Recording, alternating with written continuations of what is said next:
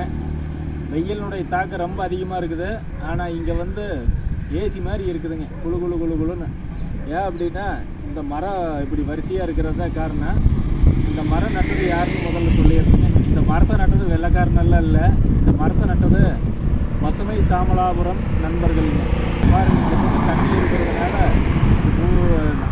நல்லா அருமையாக வளர்ந்துருக்குது. இது பூராமே தூக்கு மரம்.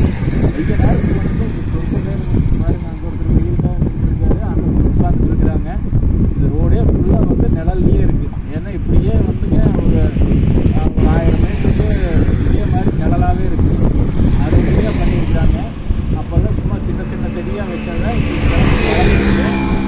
இந்த குளத்தை வந்து ஒரு ரவுண்டே வந்து பார்த்துருவோம். இங்கே வந்து போக்குவரத்து அதிகமாக இருக்கிறதுனால சத்தம் குறுக்க வந்துகிட்டே இருக்கிறதுனால அந்த குளத்துக்கு அந்த பக்கம் போயிடுவோம். அந்த பக்கம் போய் இன்னும் ஃபுல் டீட்டெயிலாக பேசிக்கலாம். மரம் வைக்கிறது வந்து இப்படி வைக்கணுங்க. இந்த குளக்கரையில் இருக்கிறதுனால எவ்வளோ வெயில் அடித்தாலும் இதுக்கு இதனால் வந்து எத்தனை பேருக்கு பயனுங்க. அன்றைக்கி வைக்கும்போது பார்த்தோன்னா எல்லாருமே காமெடியாக நினைச்சிக்கலாம். நம்ம வந்து அந்த பெரிய மரமெல்லாம் வந்து அந்த பக்கம் இருக்குது. அந்த மரத்துக்கிட்டே நின்று தான் வீடியோ எடுத்தால் அது அக்கறையில் இருக்குது. நம்ம இப்போ இக்கரையில் இருக்கிறோமுங்க. அந்த ரோட்டில் வண்டியெல்லாம் போகிறது தெரியுது பாருங்க.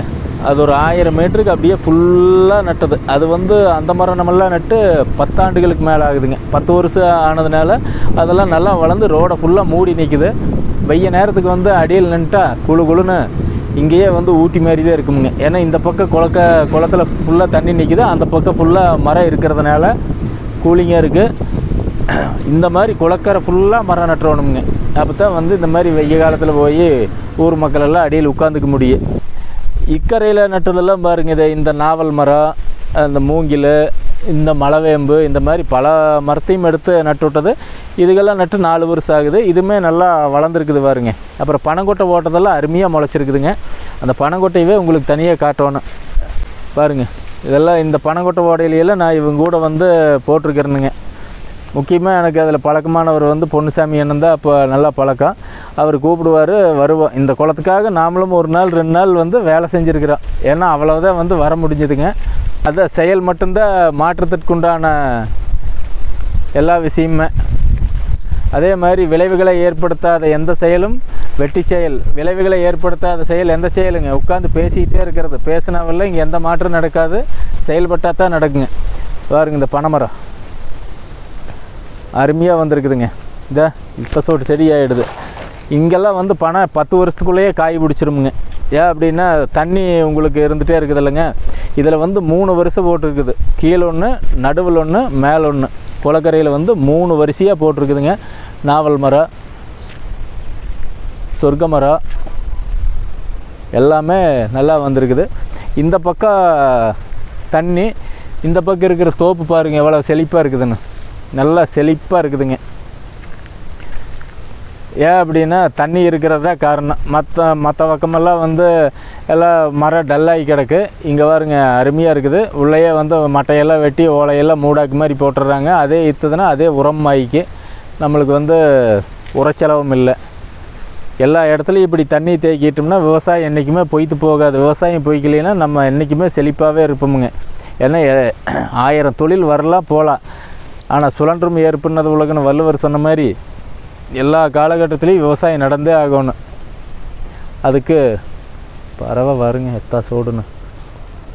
இந்த பக்கம் தோப்பு செழிப்பாக இருக்குதுங்களா. இந்த மாதிரி தண்ணி தேக்கிட்டால் முப்போக விளையிற பூமியை எல்லா இடத்தையும் மாற்றிட முடியும். நட்ட மரங்கள் எல்லாமே நல்லா வந்துடுது. நம்ம இந்த 10 ஆண்டு காலத்தில் நிறையா குளங்கள் இந்த மாதிரி தூர்வாரி தண்ணி தேக்கி இருக்கிறாங்க. அதையெல்லாம் வந்து தொடர்ச்சியாக பதிவு பண்ணுவோம். எதுக்காக அப்படின்னு இது விளம்பரம் இல்லைங்க. இப்போ நாங்கள்லாம் அப்போ ஒரு 30 வயசுக்கு கம்மியாக இருக்கும்போது இந்த பயணங்களை தொடங்கினா, எனக்கெல்லாம் இன்றைக்கி 45 வயசு ஆகிடுது. எங்களுக்கு பின்னாடி வந்த தலைமுறை இந்த மாதிரி வேலைக்குள்ளேயே வரலிங்க. ஏன்னா அவங்களுக்கு தெரியாதில்லைங்க, தெரியல. அப்போ வந்து நம்ம இதை பதிவு பண்ணும்போது ஒவ்வொரு ஊரில் இருக்கிற இளைஞர்களெல்லாம் சேர்ந்து இந்த மாதிரி அங்கே இருக்கிற நீர்நிலைகளை வந்து சரி பண்ணிடலாங்க. அதுக்காகத்தான் இது. ரெண்டாவது, அரசுக்கு நம்ம கோரிக்கைகளை முன்வைக்கணும் இல்லைங்க. அது இந்த பதிவுகளை பார்த்தா அவங்களுக்கு தெரியும். இந்த நீர்நிலை சம்பந்தமான விஷயத்தில் அரசாங்கம் வந்து முன்னெடுக்கணும். ஊர் பொதுமக்களும் அதுக்கு வந்து முக்கியத்துவம் கொடுக்கணுமுங்க. ஏன்னா எல்லாத்துக்குமே நேரம் இல்லத்த, பல வேலை இருக்குது. இருந்தாலும் நம்ம ஊரை செழிப்பாக்கிட்டோம்னா நம்மளுக்கு என்றைக்கு பிரச்சனை இருக்காது.